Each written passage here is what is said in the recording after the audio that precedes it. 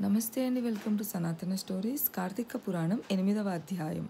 శ్రీహరి నామస్మరణ ధన్యోపాయం. ఆజామీలుని కథ.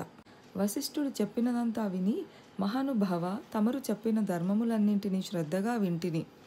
అందు ధర్మము బహు సూక్ష్మమనియు పుణ్యము సులభముగా కలుగుననియు, అది నదీ స్నానము, దీపదానము, ఫలదానము, అన్నదానము, వస్త్రదానము వలన కలుగుననియు చెప్పితిరి. ఇట్టి స్వల్ప ధర్మముల చేతనే మోక్షము లభించుచుండగా, వేదోక్తముగా యజ్ఞ యాగాదులు చేసినా కానీ పాపములు పోవునని మీ వంటి మునిశ్రేష్ఠులే చెప్పుచున్నారు కదా. మరి తమరు ఇది సూక్ష్మములో మోక్షముగా కనబర్చినందుకు నాకు అమితాశ్చర్యముగా కలుగుతున్నది. దుర్మార్గులు కొందరు సదాచారములను పాటించక వర్ణసంకరులై రౌరవాది నరక హేతువులకు మహాపాపములు చేయువారు ఇంత తేలికగా మోక్షము పొందుట వజ్రపు కొండను గోటితో పెకిలించుట వంటిది. కావున దీని మర్మమును విడమర్చి విపులీకరింప ప్రార్థించుచున్నాను అని కోరెను. అంతట వశిష్ఠుల వారు చిరునవ్వు నవ్వి, జనక మహారాజా, నీవు వేసిన ప్రశ్న సహేతుకమైనదే. నేను వేదాంగములను కూడా పఠించి తిని, వానిలో కూడా సూక్ష్మ మార్గాలున్నవి. అవి ఏమనగా సాత్విక, రాజస, తామసాలు అనే ధర్మము 3 రకాలు. సాత్విక అనగా దేశకాల పాత్రలు 3ను సమకూడిన సమయమును సత్వమును గుణము జనించి ఫలమునంతయును పరమేశ్వరార్పితము కావించి మనోవాక్కాయ కర్మలచే నొనర్చిన ధర్మము.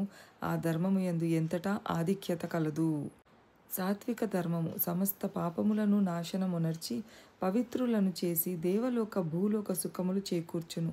ఉదాహరణముగా తామ్రవర్ణ నది సముద్రమున కలియు తావునందు స్వాతి కార్తెలో ముత్యపు చిప్పలో వర్షబిందువు పడి ధగధగా మెరిసి ముత్యమగు విధానమును సాత్వికత వహించి సాత్విక ధర్మం ఆచరించుచు గంగా, యమున, గోదావరి, కృష్ణా నదుల పుష్కరాలు మొదలగు పుణ్యకాలముల యందు దేవాలయముల యందు వేదములు పఠించి సదాచారుడై కుటుంబీకుడై బ్రాహ్మణునకు ఎంత స్వల్ప దానము చేసినను, లేక ఆ నదీ తీరమందున్న దేవాలయంలో జపతపాదులను అనుసరించినను విశేష ఫలము పొందుతారు.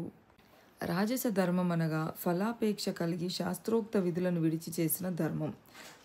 ఆ ధర్మం పునర్జన్మ హేతువై కష్ట సుఖాలు కలిగించగలదు.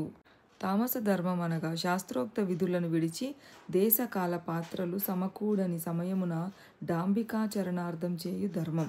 ఆ ధర్మం ఫలమునీయదు. దేశకాల పాత్రము సమకూడినప్పుడు తెలిసి కాని తెలియక కాని ఏ స్వల్ప ధర్మం చేసినను గొప్ప ఫలమునిచ్చును. పార్ట్ 2లో మిగతా భాగం